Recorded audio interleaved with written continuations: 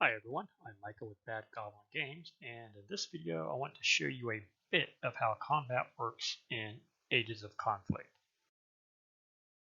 So the first thing we really need to talk about before we go specifically into combat is our basic task resolution mechanic. So Ages of Conflict uses the same resolution mechanic in and out of combat. The basic mechanic is a D10 dice pool versus a target number. So every task you attempt is resolved by rolling a group of d10s. The more d10s you roll, the better your odds of achieving success. For context purposes, attack rolls made by average warriors involve rolling 3d10. Lesser trained troops, maybe 2d10, elite 4d10, and when you're dealing with fantasy and say like you know dragons and giants, then you could be rolling around 8d10. All rolls are against a target number. You are trying to roll equal to or more than the target number. So the higher the target number, the more difficult the task. If you achieve the target number, then your check is a success. If you do not achieve the target number, then it is a failure.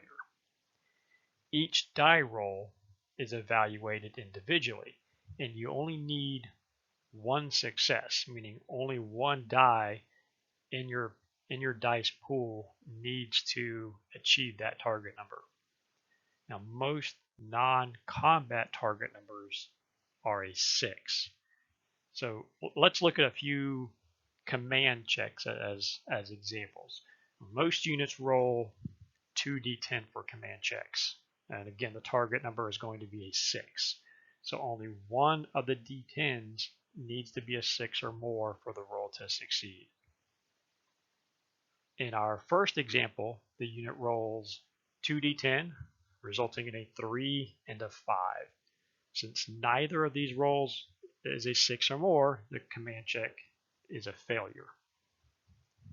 Next, our unit rolls 2d10, resulting in a 1 and a 6. Since at least one of these rolls is a 6 or more, the command check is a success. In our third example, the unit again rolls 2d10, this time resulting in a 7 and a 9. Both of these rolls are 6 or more, so the command check is a success, though rolling 2 successes versus 1 does not gain any additional benefits, at least as far as command checks. So while most non-combat target numbers are 6, combat target numbers vary, as the target number depends upon how well protected your enemy is. A unit with no armor can have a target number as low as 2, while a heavily armored cataphract can have a target number of 10. Now, note that large monsters aren't necessarily more difficult to hit, though they are more difficult to damage. So when we're dealing with large monsters, large vehicles, hitting them isn't really all that difficult, but actually damaging them is. Let's move on to an example. So here we have 2 units locked in combat, some Saxon warriors against some dwarf warriors. So if if you aren't aware, Ages of Conflict is a multi-genre system. So we have one rule set that works with ancients, fantasy, Black Power, World War II, and sci-fi. I'm not really sure why you put a unit of elves up against a World War II era tank, other than the joy of watching the elves get ran over, though you can if you want to. So each of these units is made up of 4 individual companies. Each company represents about 100 soldiers. The exact number isn't really all that important. Now, combat is carried out on a company by company basis. So each company rolls an individual attack. Now, we're not going to walk through each company attacking, as this is just a quick example. So here are Saxons. Their roll, when they attack, they roll 3d10. And the dwarves are well armored, and so the Saxons have a target number of 7 to hit the dwarves. The dwarves are a bit better trained, and so they roll 4d10 when attacking. And the Saxons are not as well armored, requiring the dwarves to roll only a 6 or more to hit. Now, unlike other task resolution rolls, more successes matter when attacking. And let's walk through this example to illustrate that. So the dwarfs roll first. Now, hand combat and Ages of Conflict is simultaneous. So even though the dwarves roll first, the Saxons still get to attack regardless of how well the dwarves roll. So the first dwarf company attacks. They roll 4d10, resulting in a 1, 3, 6, and 7. Now remember, their target number is a 6, and so 2 of these rolls are a success. The Saxon company that was attacked now makes a casualty check. The casualty check determines whether the company absorbs the attack. So this can also be thought of if you play role-playing games, like old D&D. This can be thought of as like a saving throw. Now, again, so the more successes, the better the attack. The target number for a casualty check is 5 plus the number of successes rolled during the attack. In this example, the dwarves rolled 2 successes. So the Saxons must make a casualty check with a target number of 7. And casualty checks are command checks, which are 2d10. And so the Saxons roll 2d10, resulting in a 4 and 7.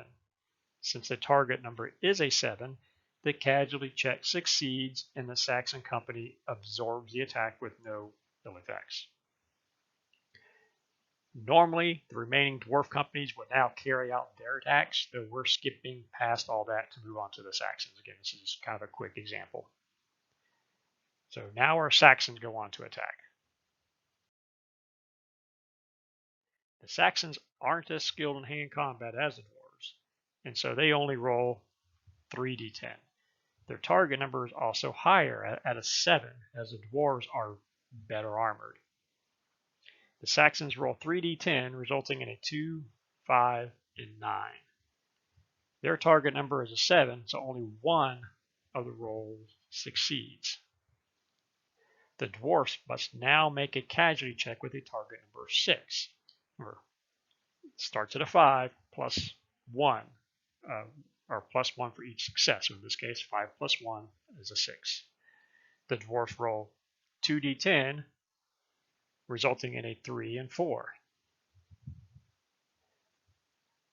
Since neither of these achieve the target number of 6, this is a failure. Now, as with the dwarves, the remaining Saxon companies would normally continue to carry out their attacks. We established the basics of hand combat. Now, range combat works the same way. It's the exact same mechanic, though a couple extra steps. You must verify your target is within range, and you must determine if the target receives any bonuses due to cover, any defense bonuses due to cover. So if the unit is taking cover behind, say, a fence, they would get a bonus to their defense. If they're within some woods, they would get a bonus to their defense, that sort of thing. Now, a ranged attack occurs anytime the units are not in the base contact. That is, anytime the units aren't touching. Typical ranged weapons are bows, crossbows, thrown weapons, muskets. So returning to our Saxons and dwarves, so here we're going to say the dwarves target the Saxons with some muskets. If the Saxons are only 12 centimeters away, then they are within range and are valid targets. However, if the Saxons are 18 centimeters away, which is beyond the musket range of 15 centimeters, then they cannot be targeted. Ages of conflict does permit pre-measuring. So in this case, the dwarf player would measure to determine if the Saxons were within range before selecting them as their target. Okay, so earlier we saw that a dwarf company failed its casualty check. Let's look at what happens when a company fails that casualty check. So all units have a breakpoint. The breakpoint represents how much stress, fatigue, and just injuries a unit can sustain. Whenever a company fails a casualty check, the unit to which the company belongs receives a break token. So if during the course of a combat turn, only one company fails a casualty check, then only one break token is added to the unit. If two companies fail casualty checks, then 2 break tokens are added to the unit. Now, so break tokens belong to the entire unit. They don't belong to a specific company. They belong to the unit as a whole. Now, units continue to accumulate break tokens until they exceed their break point. For infantry units, as in our example, the break point is equal to the number of companies. So this dwarf unit has a break point of 4 because there are 4 companies in the unit. If the unit accumulates more than 4 break tokens, then they must test to see if they fall back or rout from the battle completely. Now, units do have an opportunity to remove break tokens at the end of every turn. Now, combat involves 2 other aspects not found with other task resolution roles: kill numbers and criticals. All weapons have an associated kill number associated with them. For example, war bows have a kill number of 1. Hand weapons have a kill number of 2. Cannons have a 4. So basically, the more lethal the weapon, the higher the kill number. If a company fails a casualty check and one of the dice, or at least one of the dice, is equal to or lower than the weapon's kill number, then that company is removed as a casualty. So it's taken completely off the board. It's gone. So returning to our dwarfs and Saxons, let's say a dwarf company successfully attacked a Saxon company with 3 successes, requiring the Saxons to make a casualty check with a target number of 8. Now remember, a casualty check target number is 5 plus the number of successful attacks. And in this case, since the dwarves are attacking with hand weapons, the kill number is 2. The Saxons rolled a casualty check with 2d10, needing a target number of 8. They'll only roll a 2 and 5, a failure. Normally, the unit would receive a break token for this failed casualty check. Though since the roll failed and at least one of the dice is equal to or lower than the weapon's kill number, the company is instead removed as a casualty. Now remember, hand combat occurs simultaneously. So if the Saxons had not yet attacked, the company that is removed still gets to attack. So you may just want to move the company back a little bit as a reminder that still gets to attack. And then after it's attacked, you can then remove it completely from the board. So the last thing we'll talk about are criticals. So any attack roll that results in at least 110 is a critical success. In this case, the company being attacked is still obligated to take a casualty check, though they automatically receive a break token. So returning to our now familiar dwarfs and Saxons, the Saxons attack the dwarfs rolling 3d10, resulting in a 2, 7, and 10. Since a 10 is rolled, the dwarfs automatically receive a break token regardless of the outcome of the casualty check. Well, that'll do it for our brief example of combat for Ages of Conflict. Thank you for watching. You can find us on Facebook at facebook.com/groups/Ages of Conflict.